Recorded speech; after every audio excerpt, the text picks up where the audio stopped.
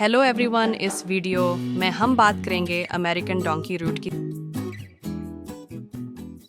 सबसे पहले अमेरिका यानी यूएसए के बारे में थोड़ा जान लेते हैं।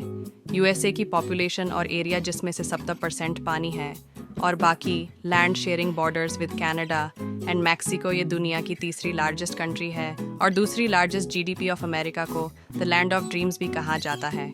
लोग यहाँ आने के लिए बहुत ट्राई करते हैं अपनी लाइफ और करियर बनाने के लिए, पर सभी प्रॉपर वीज़ा नहीं ले पाते, इसलिए लोग डोंकी रूट का सहारा लेते हैं। डोंकी रूट के बारे में योगेश अब आपको प्रॉपर बताएंगे।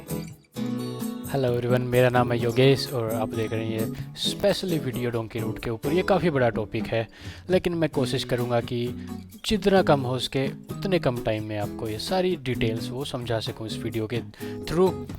तो आइए चलते हैं। सबसे पहले बात करते हैं कि अमेरिकन डोंकी रूट इतना फेमस, इतना पॉपुलर क्यों है। इसके फैक्ट्स आपने अभी तक जान ही लिए कि इसकी पॉपुलेशन कुछ 34 करोड़ के आसपास है और एरिया 98 लाख किलोमीटर स्क्वायर। ये तीसरी सबसे बड़ी कंट्री है और जीडीपी इसकी दूसरे नंबर पे फ़िलहाल $29 ट्रिलियन। तो काफ़ी सारे फैक्टर्स हैं जो इसे बहुत ही ज़्यादा अट्रैक्टिव कंट्री बनाते हैं, जैसे कि हाई पे रेट। और इसी चीज़ के लिए लोग थर्ड वर्ल्ड कंट्रीज़ यानी साउथ अमेरिका, अफ्रीका और इंडियन सब कॉन्टिनेंट से इलीगली बिना पेपर्स के अमेरिकन बॉर्डर में घुसते हैं और वहाँ पे जाके असाइलम डालते हैं। उसे डोंकी रूट बोला जाता है, यानी बिना वीज़ा के, बिना किसी प्रॉपर डॉक्यूमेंटेशन के किसी भी कंट्री में एंटर करना, वो डोंकी रूट होता है। तो ये काफ़ी टाइप से हो सकता है, काफ़ी टाइप के डोंकी रूट्स हैं वो चल रहे थे। लेकिन अभी फ़िलहाल जैसे ही डोनाल्ड ट्रंप की गवर्नमेंट बनी है उसके बाद काफ़ी मुश्किल हो गया और लोग बहुत ज़्यादा कम जा रहे हैं, लेकिन फिर भी अभी भी चल रहा है।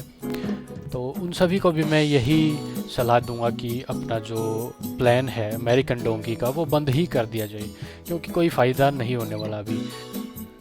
जैसा कि सभी को पता है कि अमेरिका ने वापस डिपोर्ट भी करने स्टार्ट कर दिए हैं जो भी लोग इलीगली वहाँ पे एंटर हो रहे हैं, या फिर जिनका केस रिफ्यूज़ हो चुका है, या फिर वो काम करते हुए पकड़े जाते हैं, या कोई भी उन्हें सिर्फ एक कमी चाहिए डिपोर्ट करने के लिए।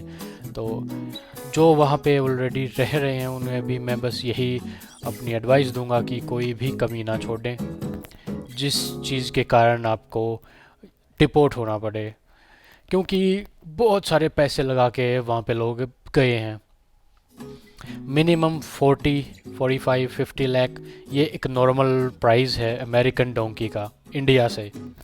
तो 40-50 लाख इंडियन रुपीज़, तो इसे कन्वर्ट कर सकते हैं।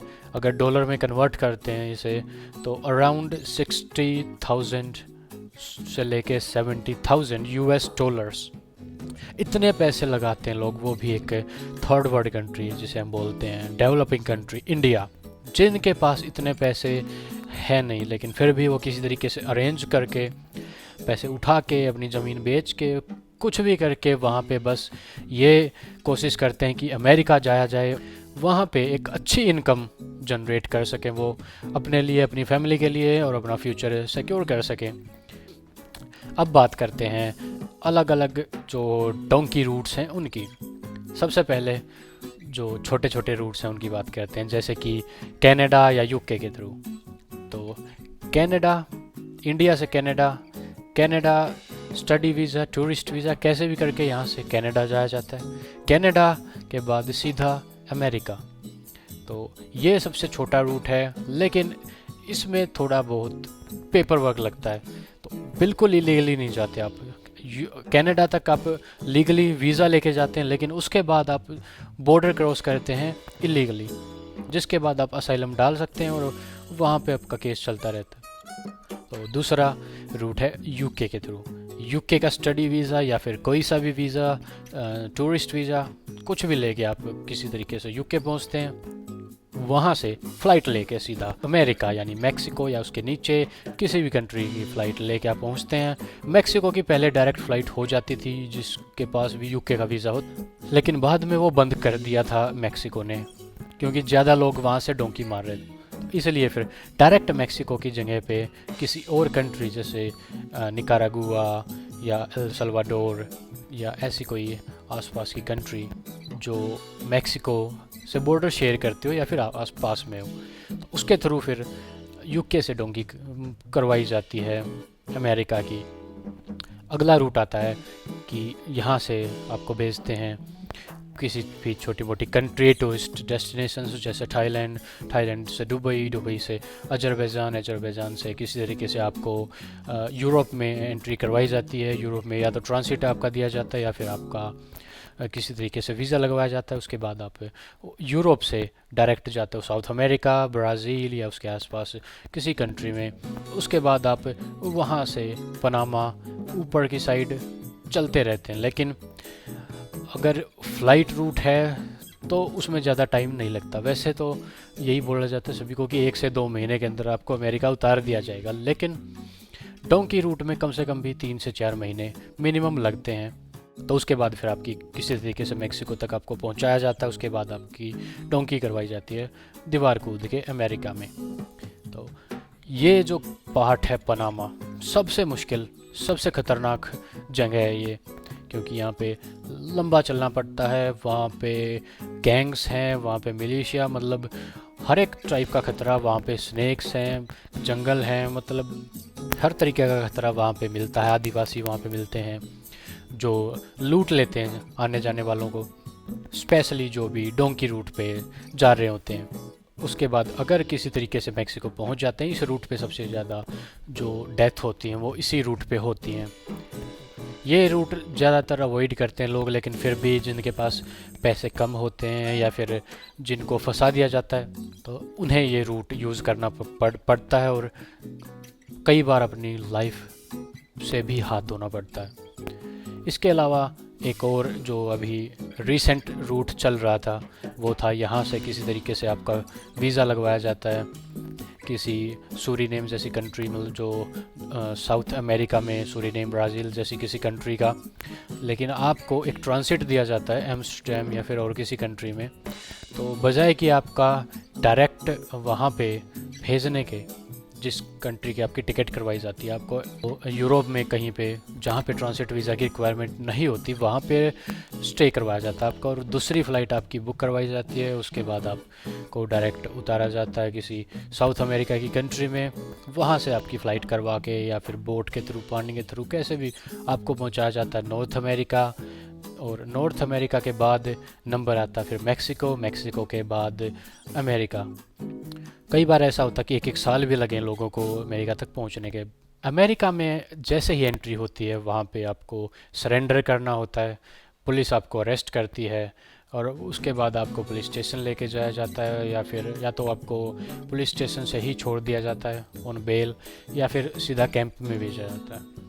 उसके बाद आपको किसी तरीके से बेल करवानी होती है। कई बार आपको बॉन्ड पे करना पड़ता है। बॉन्ड 3-4 लाख से स्टार्ट होकर 30-30 लाख तक आपको बॉन्ड भरना पड़ सकता है वहाँ पे। रिस्क तो है हर जगह पे, लेकिन जो आपकी डील होती है यहाँ पे इंडिया में किसी एजेंट के साथ, तो वो ये होती है कि जैसे ही आप एंट्री करते हैं तो आपको पैसे पे करने पड़ते हैं, या फिर आप पे कर चुके होते हैं और उसके बाद वो पैसे आपके वेस्ट। अगर आप चाहे 1 सेकंड बाद भी डिपोर्ट हो जाओ, किसी की भी कोई गारंटी, फिर भी लोग मानते नहीं हैं। जो डिपोर्ट हुए हैं तो उनकी भी गलती है, ये खाली एजेंट की गलती नहीं है। तो कुछ लोगों को पता होता है इस बात का, हर एक चीज़ का उनको बताया जाता है, 50% को नहीं भी बताया जाता। तो उस केस में मान लेते हैं कि चलो जिसके थ्रू भी, जिस एजेंट के थ्रू वो जाते हैं उसकी गलती है। लेकिन अगर सब कुछ पता होते हुए भी आप अगर डिपोर्ट हो रहे हैं, उसके बाद भी आप आके एलिगेशंस किसी और पे लगा रहे हैं, तो वो गलत बात है। तो वो आपका नुकसान है, वो आपको ही झेलना होगा और गवर्नमेंट इसमें कुछ नहीं कर सकती। जो लोग अभी डिपोर्ट हुए हैं वो मतलब कुछ अजीब सी मांगे कर रहे हैं कि सरकारी नौकरी वगैरह दी जाए, तो ऐसा तो मुश्किल लग रहा है कि होगा। एक अलग से मैं वीडियो ज़रूर बनाऊंगा जिसमें मैं बताऊंगा कि आपके पास क्या क्या ऑप्शंस हैं, वो भी सस्ते और अच्छी इनकम वाली जगह आप जा सकते हो अभी भी अमेरिका से किक आउट होने के बाद भी, यानी डिपोर्ट के बाद भी कहाँ पे आपका वीज़ा लग सकता है और कैसे आप एक अच्छी इनकम कमा सकते हैं। उसके लिए थोड़ा सा वेट करना होगा, लेकिन अभी सिर्फ हम बात करेंगे डोंकी रूट की। जैसा कि ट्रम्प ने अपने इलेक्शन कैंपेन में बोली थी कि मैं अगर जीतता हूं तो मैं सभी इलीगल इमिग्रेंट्स को देश से निकालूंगा, तो वैसा ही चल रहा अभी। और उम्मीद भी थी पूरी ट्रम्प के आने की, इसलिए लोग वेट भी कर रहे थे काफ़ी, और जो वेट कर रहे थे उनके लिए काफ़ी फ़ायदा हुआ। वो काफ़ी हद तक सेफ़ भी रहे। अगर वहाँ पे पैसे लगा के पहुँच भी जाते अब, तो डिपोर्ट होने के ज़्यादा चांसेस थे। अमेरिका क्यों जाते हैं लोग? सबसे बड़ा रीज़न है कि इनकम, 3 से 4 लाख मंथली इनकम। लाइफस्टाइल भी थोड़ा बहुत इम्प्रूव होता है वहाँ पे जाने के बाद। दूसरों को देख के ज़्यादा चलते हैं यहाँ पे, इसलिए अगर अगर कोई जाता है वो वहाँ पे पैसे कमा रहा है, तो कैसे कमा रहा है वो नहीं देखते। तो फिर भी लोगों को ये हो जाता है कि वो वहाँ पे जाके पैसे कमा रहा है, तो चलो वहीं पे चलते हैं। इसलिए फिर उसी भेड़ चाल के कारण लोग ज़्यादा नंबर में ये करना स्टार्ट कर देते हैं, और उसी वजह से फिर प्रॉब्लम्स तो होती ही हैं। तो इस वीडियो में मोस्टली मैंने कवर कर लिया है। बाकी अगले और कुछ वीडियोस में मैं बताऊंगा कि और क्या क्या ऑप्शंस हो सकते हैं इन लोगों के पास, या फिर और भी कुछ कोई अपडेट होगा तो उसके बारे में बात करते हैं अगले वीडियोस में। तो thank you for watching this video, और देखते रहिए द ब्रूटल फन और 7 islands visa. Thank you very much for your time.